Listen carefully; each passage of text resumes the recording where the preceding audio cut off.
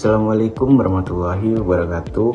Selamat datang di video pembelajaran kami dari kelompok 3. Perkenalkan, nama saya Femas Putra Anggara bersama dengan dua teman saya yaitu Nafatar Rohmah dan Sri Wulandari. Pada kesempatan ini kami akan mempresentasikan materi tentang loyalitas pelanggan dengan judul Membangun Ikatan Abadi dan memahami loyalitas pelanggan. Dan kenapa disebut ikatan abadi? Karena loyalitas pelanggan bukan hanya sekedar membeli lalu selesai, tapi sebuah hubungan jangka panjang antara pelanggan dan perusahaan yang dibangun melalui kepercayaan, kenyamanan, dan pengalaman yang memuaskan. Selanjutnya, definisi loyalitas pelanggan. Loyalitas pelanggan adalah komitmen kuat pelanggan untuk membeli kembali produk atau layanan dari perusahaan dalam jangka panjang. Ini bukan hanya karena produknya bagus, tetapi karena mereka merasa puas dan percaya. Contohnya, orang yang selalu beli kopi di Starbucks meskipun ada kafe lain yang lebih murah. Ia loyal karena sudah cocok dengan rasa, suasana, dan pelayanannya. Dan yang kedua, lebih dari sekedar transaksi, pelanggan loyal tidak mudah pindah ke kompetitor meskipun ada diskon atau promosi besar.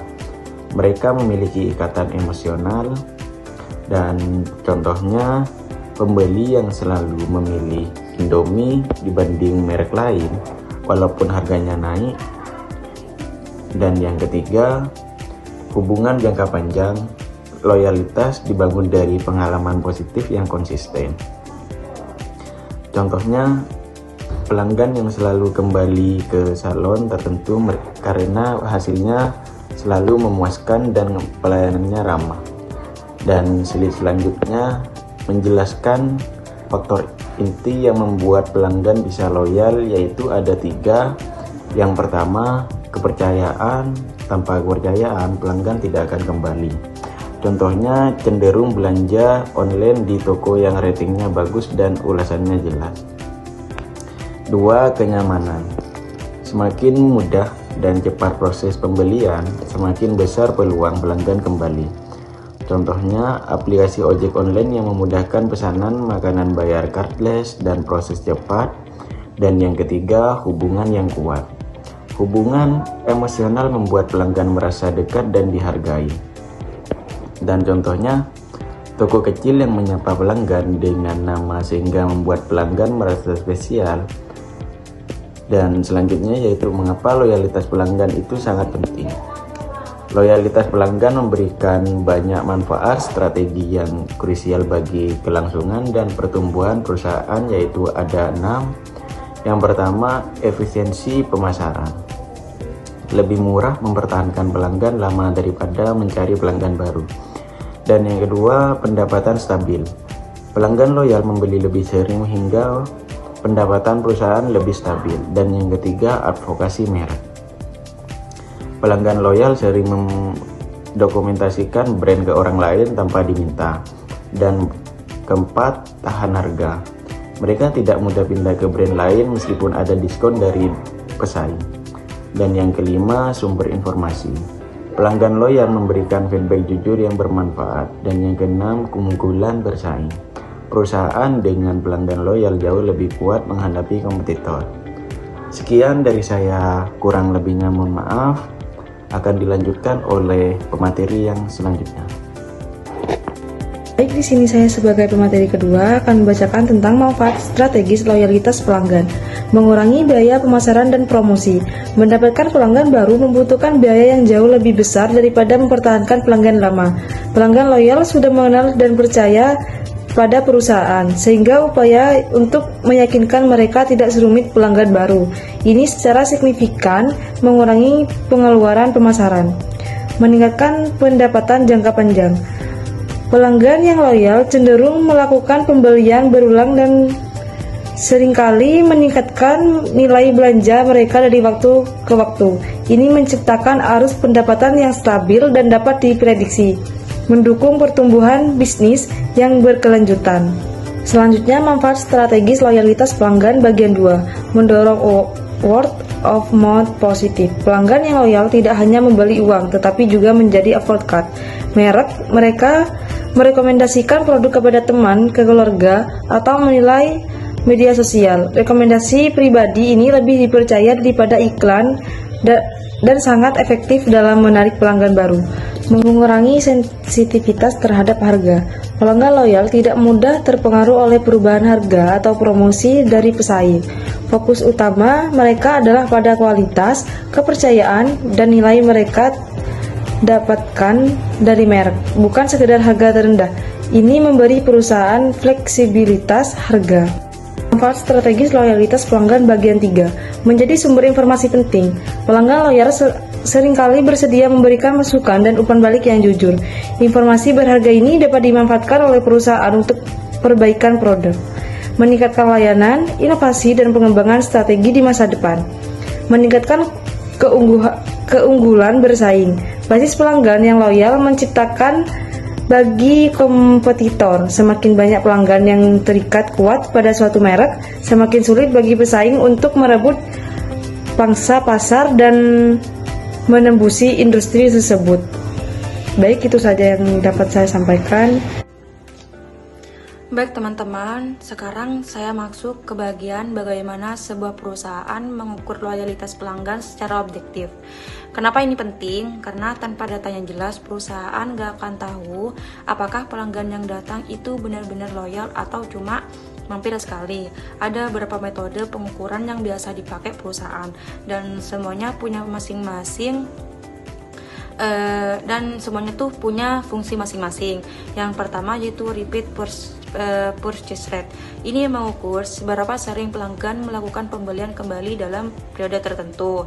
Nah, contohnya kalau kita punya bisnis fashion online, lalu ada pelanggan yang beli setiap bulan atau rutin belanja saat ada koleksi baru, itu artinya repeat purchase-nya tuh tinggi.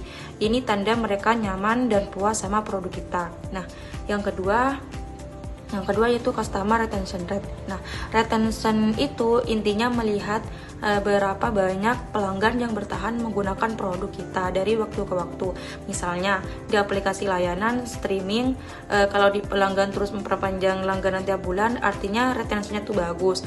Perusahaan ini jadi tahu bahwa kontennya relevan dan pelayanannya tuh memuaskan. Yang ketiga yaitu Net Promoter Score atau NPS. Ini mengukur seberapa besar kemungkinan pelanggan mau merekomendasikan produk kita ke orang lain, biasanya dengan skala 0 sampai 10. Contohnya, pelanggan restoran yang puas biasanya akan bilang ke temannya, makanan di sini tuh enak banget tahu, coba deh. Nah, di situ rekomendasinya tuh seperti itu. Dia tuh menunjukkan bahwa tingkat kepercayaan yang tinggi, bahwa kepercayaan itu tinggi. Keempat yaitu customer satisfaction atau indeks. Nah, indeks ini dipakai untuk mengukur tingkat kepuasan pelanggan secara menyeluruh terhadap produk dan layanan.